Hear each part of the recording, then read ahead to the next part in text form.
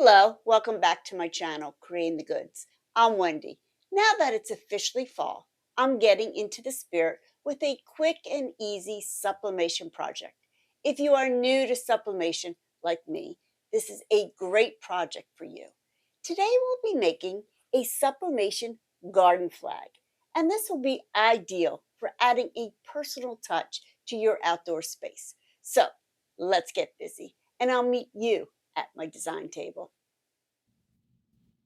Okay, here are the things that we will need for this project. We'll need our garden flag, 12 by 18. I got this over at Amazon. We'll need some heat-resistant tape, some blowout paper or butcher paper, a lint roller.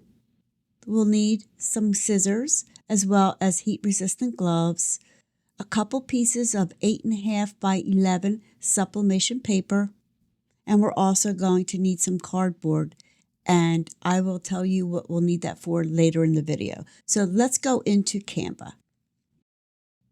Okay, here we are in Canva, and I am using the free version, which works perfectly for this project. The first thing we need to do is set up our canvas. So I'm going to come up here to the top where it says Create and click on the plus sign. Then I'm going to scroll down to where it says Custom Size. Click on that. Then you will see that it's on pixels. And what we need to do is we need to change this to inches. So I'm going to click on the down arrow and click on inches. Our garden flag is 12 inches wide by 18 inches high. And then I'm just going to click on Create New Design. Now we have our 12 by 18 inch canvas. My printer is not capable of printing this large 12 by 18 inch size.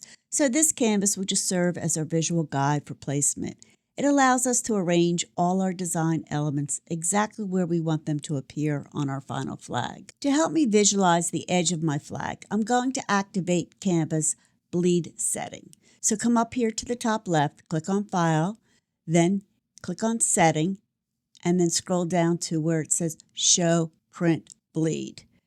This line will now represent the seams that go around the flag, but by no means this is going to be accurate.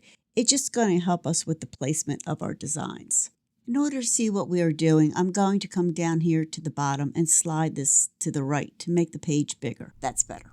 We need to upload our design. I already have my main fall scene design uploaded from Creative Fabrica, but let me show you quickly how to do this. You'll go over to the uploads in the sidebar, then click Upload Files. From here, you can simply drag and drop your design file into this window, or you can browse to find your design on your computer and just click Open. Once it's completely downloaded, you could just click on it and it'll be placed on your canvas. First, I'm going to click on this arrow so we have more space to work on our design. Next, I'll go up to the top and click on Position. From here, I want to resize our design to fit the sublimation paper. So I'll change the width to 8.5 inches. I'll make sure the lock is closed to keep the design proportionate. Now, you can see there's a lot of wasted space on the sides. To fix that, we can use these cropping handles. They're the lines on the edges of our design. I'll drag them in to get rid of all that extra space. By doing this, you'll see the design size has changed. Since we cropped it, we can now increase the width size again. I'll continue to crop and resize until I have maximized the design as much as possible for this page. Now, this looks really good for now. I'll also show you another way later in the video to get the design even larger. Okay, let's move on. It's time to add our text. First, I'll go over to the side and click on a text, and then click to add a text box. Go up to the top and click on Position, and then we'll align it to the top. Let's make the text bigger. I'm just going to click on an 88 for now, and I'm going to get rid of the default text and just type Welcome, all in caps. Next, let's pick a font. I already have one in mind called Gagglin. Okay, let's make this a little bit bigger, and I'm also going to change the color. So when I click on the color box, it shows all the colors that we already have in our design. So I'm just going to pick this pretty orange one, and that will match perfectly. really make this word stand out, let's add some effects. I'll go to the effects here at the top bar and choose outline.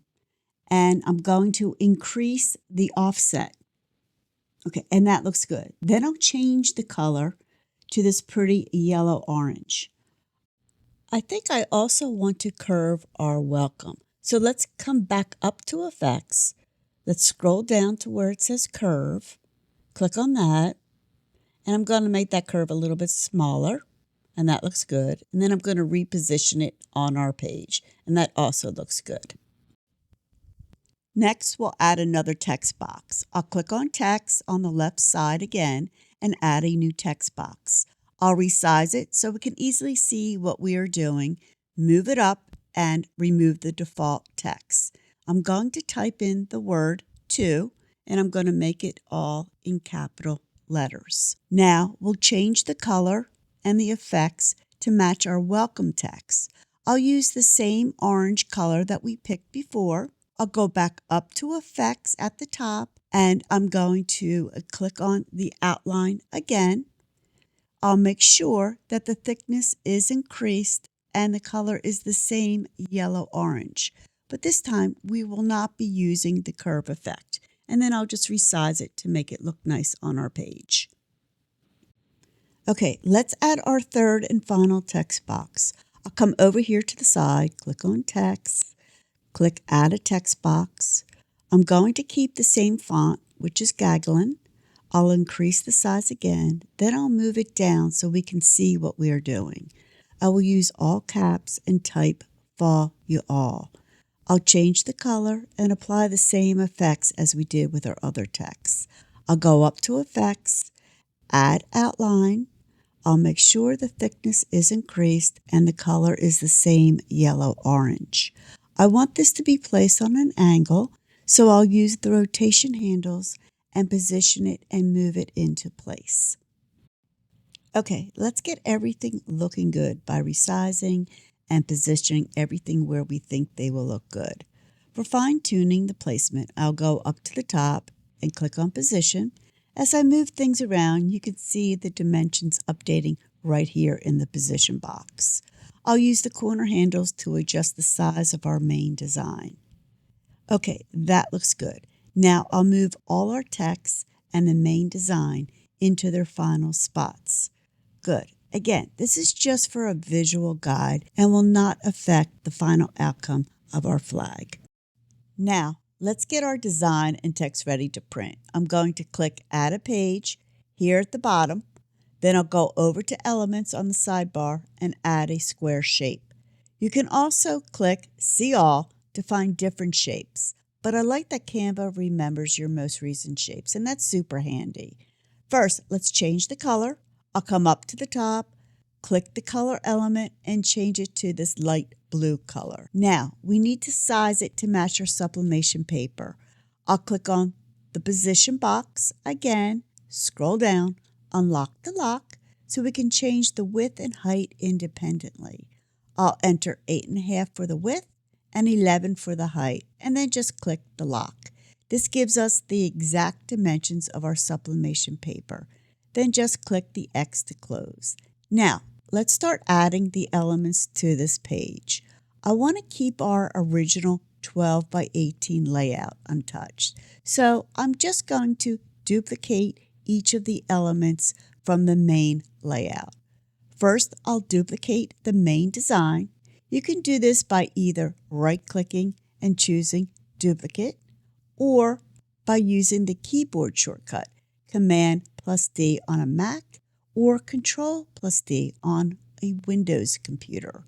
Once duplicated, I can simply slide the main design down onto our blue 8.5-inch square, which represents our sublimation paper.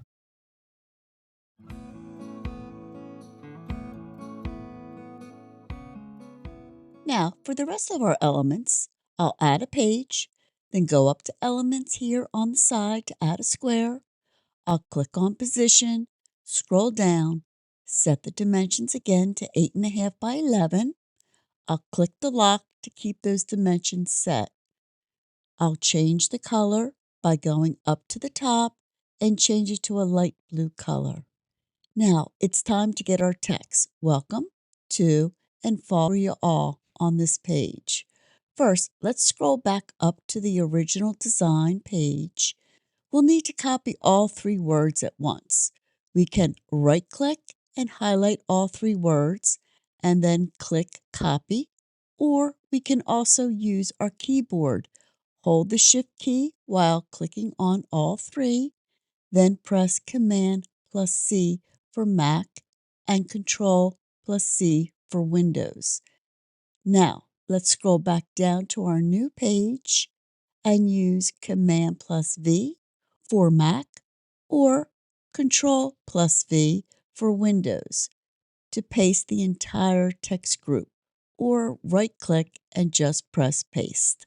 Now that the text is on our page, I'll need to position it. Since these words won't fit side by side on an 8.5 by inch wide paper, I'll use the rotation handles to spin them around and place them in a vertical position.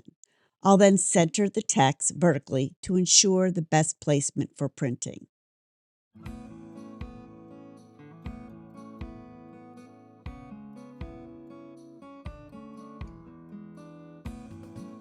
It's time to download our designs.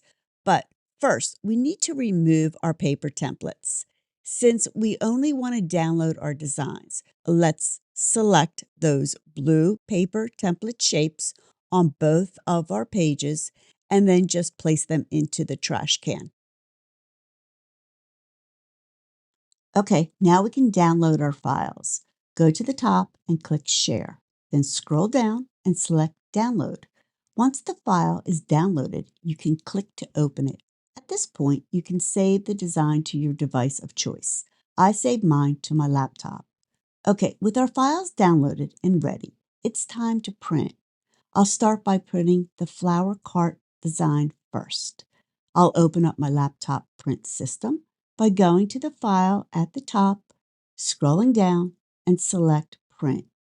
When the print dialog page opens, the first thing I'll do is confirm that my sublimation printer is chosen, which is the Brother SP1 sublimation printer. It seems to have defaulted to black and white, so I'll just change that to color. The paper size is at letter 8.5 by 11, and that is correct. Okay, I said earlier that I would show you how we can enlarge the design even more.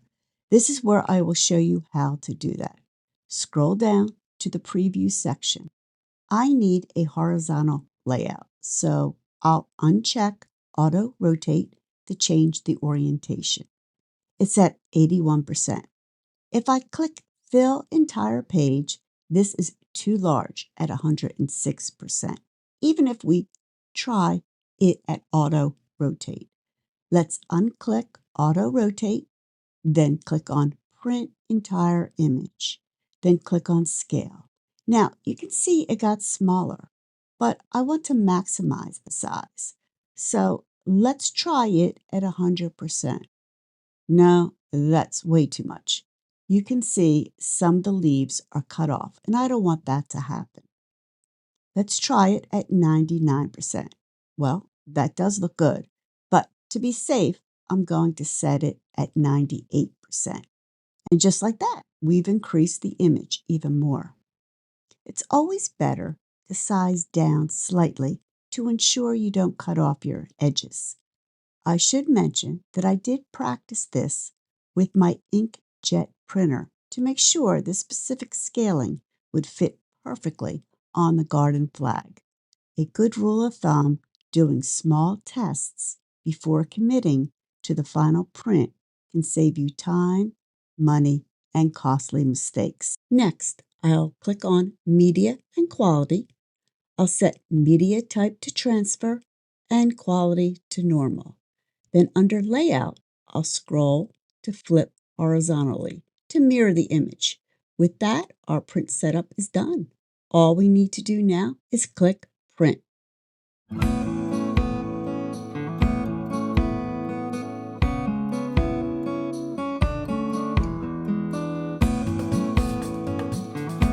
Next is our text, and we'll follow a similar process. I'll go up to File, scroll down, and click on Print. I'll make sure my Brother SP1 sublimation printer is selected. I'll set it to color. The paper size is at letter 8.5 by 11, and that is correct.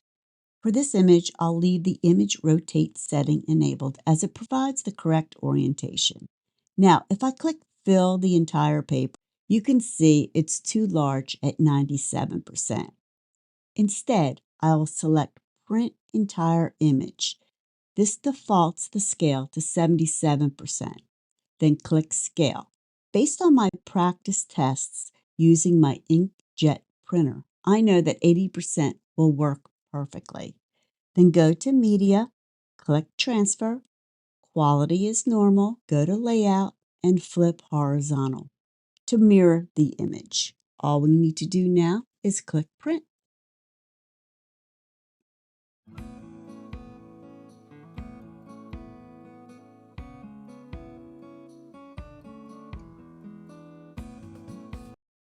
To get our flag ready, we'll start with the lint roller and roll it over the entire flag to remove any lint, which prevents any tiny blue specks from showing up on the final project.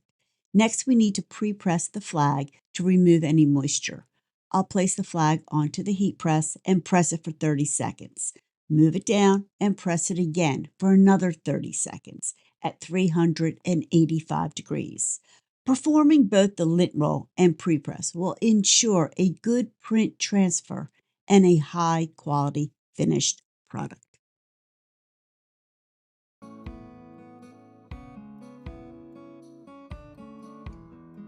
To start the print transfer setup, I'll lay down a long piece of cardboard on the table. Since I'm using a 15 by 15 inch heat press, I can't press the entire flag at once, so I'll press the top half and then the bottom half. The cardboard will be key here. It keeps the flag flat, provides a stable base, and makes it easy to slide the flag down when I need to press the bottom half. Next, I'll lay a couple pieces of butcher paper on top of the cardboard, and then I'll place the garden flag on top. To save time, I've already cut out the designs, so we can go straight to positioning them on the flag. I'll place the main flower cart design and then the text elements exactly where I want them to go. I'm taking a moment to make sure everything looks straight and is centered on the flag before I move on. Once that's done, we need to secure everything down with heat-resistant tape.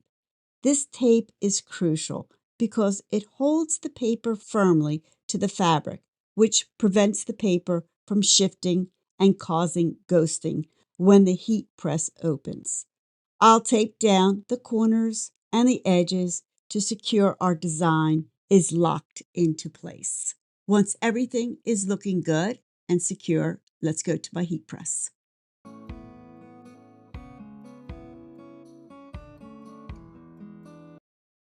I'll carefully place the cardboard, flag, and secured designs onto the lower platen. Before pressing, I need to add a couple more pieces of butcher paper on top of the designs to protect the upper platen from any ink transfer. I'll press the top half for 60 seconds at 385 degrees Fahrenheit. Once the timer goes off, I'll carefully slide the design, flag, and cardboard down so nothing shifts, and then press the bottom half for another 60 seconds.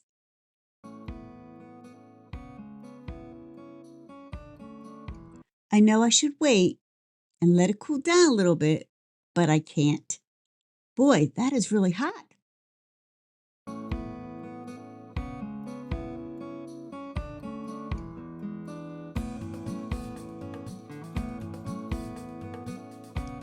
And just like that, we have a beautiful new garden flag to welcome the season. It was a quick and easy project with good results, even when working with a smaller printer. The welcome could have been a little straighter, but overall, I think it turned out good. Thank you so much for joining me today. If you enjoyed this video, please give me a thumbs up and subscribe to my channel for more creative ideas. I will see you all soon. Happy fall, y'all.